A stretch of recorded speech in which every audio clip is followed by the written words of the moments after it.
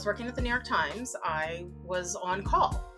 So I think it was about 3 in the afternoon on a Saturday, and my beeper goes off. Well, not an actual beeper, sorry, it's a phone app, but I get the alert, and of course it was a sunny, Saturday afternoon. I was like, oh man, of course. But whatever, I go in and I look, and this was the situation. A reporter who was, in Hong Kong, who lived there professionally, for his job at the Times. Um, uh, it was 3 a.m. his time, and was awoken to his phone going crazy because basically he was being actively hacked at the moment. Yeah, so accounts, like he was getting all these the email reset emails, like he was starting to get all these alerts about things changing and stuff. And so he, got in touch with the security team. And since I was on call, I was the one, who fielded that. So the very first, well, first of all, I was nervous going into it. I was always nervous whenever I was summoned to, while on call, because yeah, you don't know what you're going to get. And I was scared of, like, do I know enough to help? And things like that. So I kind of lucked out because this was also very much an empathy type of situation. Mm, My first job, the way I saw it, is to calm him down, right? He was okay. talking a mile a minute, understandably upset. I'm not, of course he's upset, but I wasn't going to be able to get information out of him if he was flustered. So Yeah. I had to, calm him down, like bring the conversation down, and not bombard him with questions. So, like, I would ask one question at a time, and also phrase, like, do you know if something, like, just try to make it sound more calming for him, not Mm, like placing blame or anything. mm, So I don't remember how long I was on the phone with him for, but I remember walking him through all these different steps, because again, you need to have these things in the time of a crisis. So this type yeah. of event, at the time, I just had a checklist in my head, but I later wrote it down.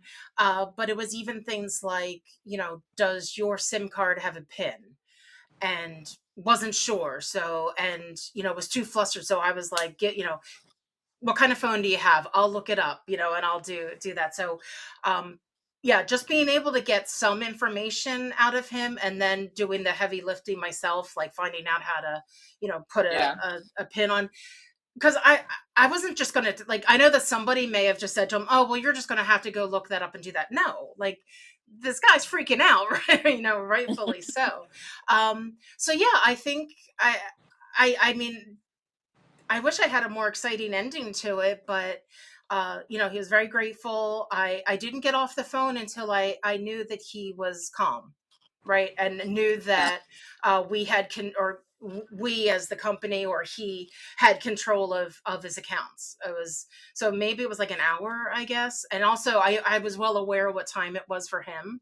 So I kept saying, I was like, how are you feeling? Do you want to end now? And he Mm, wasn't going to feel comfortable until we, like, checked everything, and I'm like, that's fine, we'll go through, let's check everything, let's do this. So yeah, so that was a real case in empathy. I guess there was some technical aspects to it, but honestly it really was more like a person to person. And yeah. there were some technical aspects to it, but yeah, a lot of it was really just like, let's get the victim into the right frame of mind so that we can help them. And yeah, and then just followed up, the next day. He was very grateful. And yeah, so that's a very real situation, that journalists Yeah. have to deal with, and things. So yeah, it was, I think my nerves went away once I heard how upset he was. Like, it wasn't going to do us any good for both of us to to be upset. So Yeah. um so yeah, so that's probably one of the most high pressure interesting ones, because I knew, certain things we had to do were time sensitive, and Yeah. I'm going in through to make sure that, his accounts weren't, weren't Mm. altered in any way. So yeah, that was probably one of the most high pressure ones. And then to contrast with one of the low pressure ones, I one time was on duty on Halloween, and I really wanted to give out candy. And it was warm out here. I sat in my driveway with my laptop and kept an eye on the network as I was handing out Halloween candy. So that was the easiest on call I have ever had to do was Halloween Yeah, night, because I not get you. nothing happened. I was literally sitting there with my laptop and giving out candy. But then yeah, this one with the journalist, Yeah, that was probably one of the most high pressure ones I can that I can that share anyway.